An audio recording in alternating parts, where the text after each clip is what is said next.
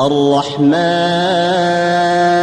علم القرآن خلق الإنسان علمه البيان الشمس والقمر بحسبان والنجم والشجر يسجدان والسماء رفعها ووضع الميزان ألا تطغوا في الميزان وأقيموا الوزن بالقسط ولا تخسروا الميزان والأرض وضعها للأنام فيها فاكهة والنخل ذات الأكمام والحب ذو العصف والريحان فبأي آلاء ربكما تكذبان خلق الإنسان من صلصال كالفخار وخلق الجان من مارج من نار فبأي آلاء ربكما تكذبان رب المشرقين ورب المغربين فبأي آلاء ربكما تكذبان مرج البحرين يلتقيان بينهما برزخ لا يبغيان فبأي آلاء ربكما تكذبان يخرج منهما اللؤلؤ والمرجان فبأي آلاء ربكما تكذبان وله الجوار المنشآت في البحر كالأعلام فبأي آلاء ربكما تكذبان كل من عليها فان ويبقى وجه ربك ذو الجلال والإكرام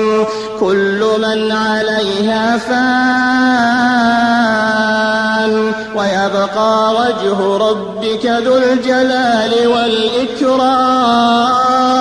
فبأي آلاء ربكما تكذبان يسأله من في السماوات والأرض كل يوم هو في شأن فبأي آلاء ربكما تكذبان سنفرغ لكم أيها الثقلان فبأي آلاء ربكما تكذبان يا معشر الجن والإنس إن استطعتم أن تنفذوا من أقطار السماوات والأرض فانفذوا لا تنفذون إلا بسلطان فبأي آلاء ربكما تكذبان يرسل عليكما شواظ من نار ونحاس فلا تنتصران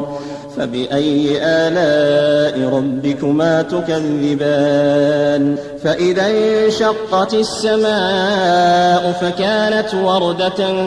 كالدهان فبأي آلاء ربكما تكذبان فيومئذ لا يسأل عن ذنبه إنس ولا جان فبأي آلاء ربكما تكذبان يعرف المجرمون بسيماهم فيؤخذ بالنواصي والأقدام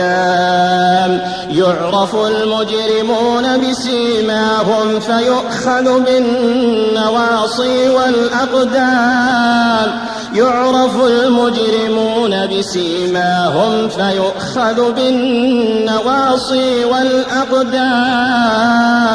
فبأي آلاء ربكما تكذبان هذه جهنم التي يكذب بها المجرمون يطوفون بينها وبين حميم آن فبأي آلاء ربكما تكذبان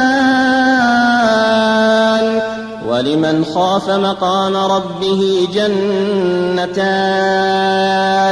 فبأي آلاء ربكما تكذبان ذواتا أفنان فبأي آلاء ربكما تكذبان فيهما عينان تجريان فبأي آلاء ربكما تكذبان فيهما من كل فاكهة زوجان فبأي آلاء ربكما تكذبان متكئين على فرش بطائنها من استبرق وجنى الجنتين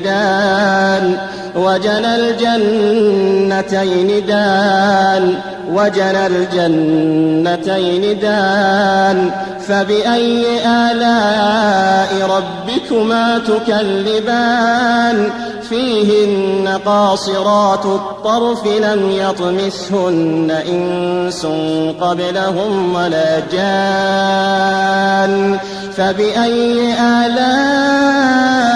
ربكما تكذبان كأنهن الياقوت والمرجان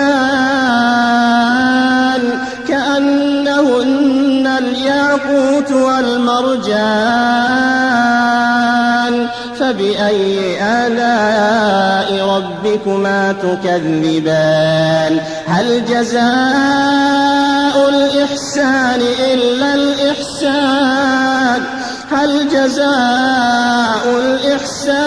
إلا الإحسان فبأي آلاء ربكما تكذبان ومن دونهما جنتان فبأي آلاء ربكما تكذبان مدهامتان فبأي آلاء ربكما تكذبان فيهما عينان نضاختان فبأي آلاء ربكما تكذبان فيهما فاكهة ونخل ورمان فبأي آلاء ربكما تكذبان فيهن خيرات حسان فبأي آلاء ربكما تكذبان حور مقصورات في الخيام فبأي آلاء ربكما تكذبان لم يطمثهن